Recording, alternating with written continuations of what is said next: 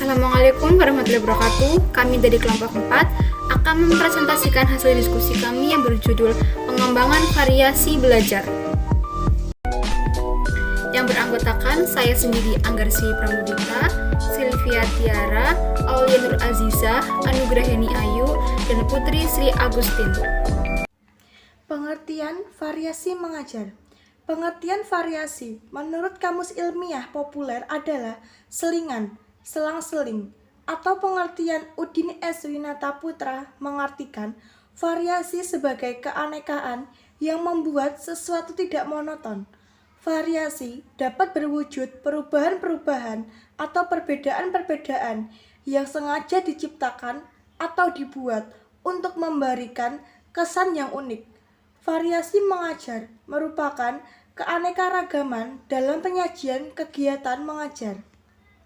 Tujuan dan manfaat variasi mengajar. Yang pertama, menimbulkan dan meningkatkan perhatian siswa aspek-aspek belajar mengajar. Yang kedua, memupuk tingkah laku yang positif terhadap guru dan sekolah dengan berbagai cara mengajar. Yang ketiga, memberikan kesempatan bagi berkembangnya bakat seorang guru. Yang keempat, memberikan kesempatan kepada siswa untuk memperoleh cara menerima pelajaran yang disenanginya. Itu pelajaran yang disukai siswa itu.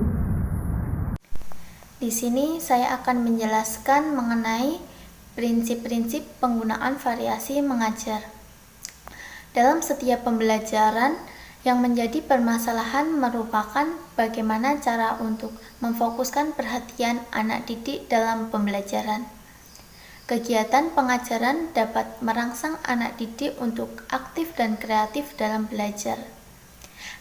Tentu saja diperlukan adanya lingkungan belajar yang kondusif. Salah satu upaya yang dapat dilakukan adalah memperhatikan prinsip-prinsip penggunaan variasi dalam mengajar. Prinsip-prinsip penggunaan variasi mengajar diantaranya sebagai berikut.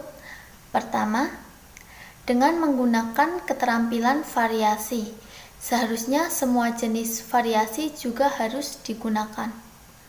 Selain itu, juga harus ada variasi dalam penggunaan komponen untuk setiap jenis variasi. Semua itu digunakan untuk merealisasikan tujuan pembelajaran. Yang kedua, penggunaan variasi mengajar harus secara lancar dan berkesinambungan, sehingga momen proses belajar mengajar yang utuh tidak rusak. Perhatian anak didik dan proses belajar tidak terganggu. Yang ketiga, penggunaan variasi mengajar harus bersifat terstruktur dan terencana. Yang keempat, penggunaan variasi mengajar harus luas atau tidak kaku, sehingga kehadiran variasi itu semakin optimal dalam kegiatan belajar mengajar. Sesuai dengan umpan balik yang diterima oleh anak didik, biasanya bentuk umpan balik ada dua, yaitu yang pertama adalah umpan balik tingkah laku yang menyangkut perhatian dan keterlibatan anak didik. Yang kedua adalah umpan balik informasi tentang pengetahuan dan pelajaran. Baik, kemudian komponen dalam variasi mengajar. Komponen-komponen keterampilan variasi dalam mengajar. Yang pertama, variasi gaya dalam mengajar. Variasi gaya dalam mengajar ini pada dasarnya meliputi variasi suara, variasi gerakan anggota badan, dan variasi perpindahan posisi guru dalam kelas. Bagi siswa, variasi gaya dalam mengajar tersebut dilihat sebagai suatu yang energik, antusias, bersemangat, dan semuanya memiliki relevansi dengan hasil belajar. Perilaku guru seperti itu dalam proses belajar mengajar akan menjadi dinamis dan mempertinggi komunikasi antara guru dan anak didik, menarik perhatian anak didik, menolong penerimaan bahan pelajaran, dan memberi stimulasi. Contoh variasi gaya dalam mengajar yaitu yang pertama, variasi suara. Suara guru dapat bervariasi dalam intonasi, nada, dan volume dan kecepatan. Variasi suara adalah perubahan suara dari keras menjadi lembut, dari tinggi menjadi rendah, dari cepat berubah menjadi lambat, dari bahagia menjadi sedih, atau pada suatu saat memberikan tekanan pada kata-kata tertentu. Kemudian yang kedua, pemusatan perhatian. Pemusatan perhatian dapat dikerjakan secara verbal isyarat atau dengan menggunakan model.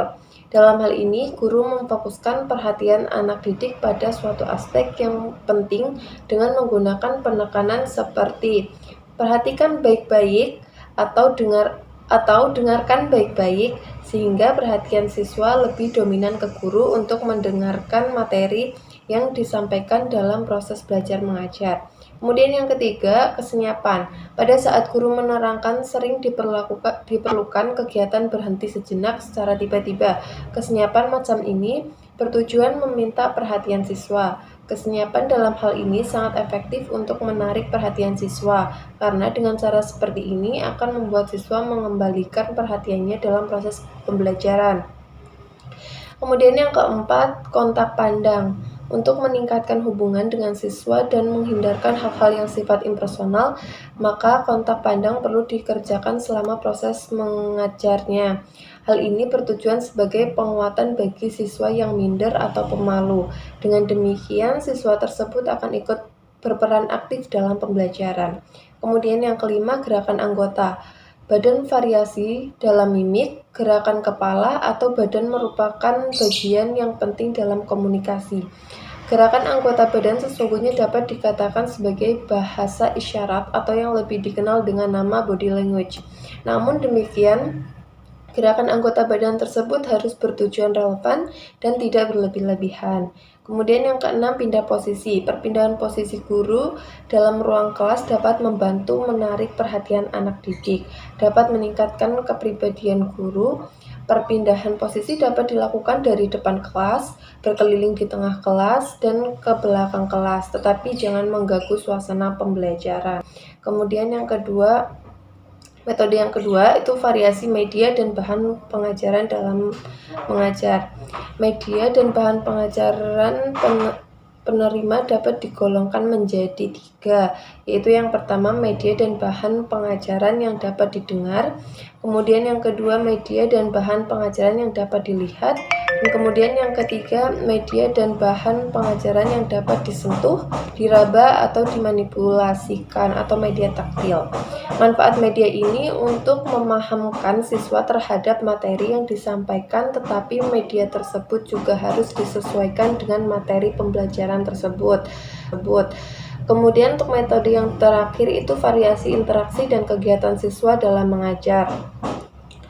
Pola interaksi guru dengan murid dalam kegiatan belajar mengajar sangat beraneka ragam coraknya, mulai dari kegiatan yang didominasi oleh guru sampai kegiatan sendiri yang dilakukan anak. Hal ini bergantung pada keterampilan guru dalam mengelola kegiatan belajar mengajar. Penggunaan variasi pola interaksi ini dimaksudkan agar tidak menimbulkan kebosanan, kejemuan, serta untuk menghidupkan suasana kelas demi Proses belajar mengajar efektif di sekolah dasar. 1. Buat suasana belajar nyaman. 2. Merangkum pokok pembelajaran. 3. Belajar bersama. 4. Metode mempersingkat atau memodifikasi menyerupai nama sesuatu. 5. Belajar dengan praktik. 6. Belajar rutin tapi jangan lama. 7. Mengerti bukan menghafal.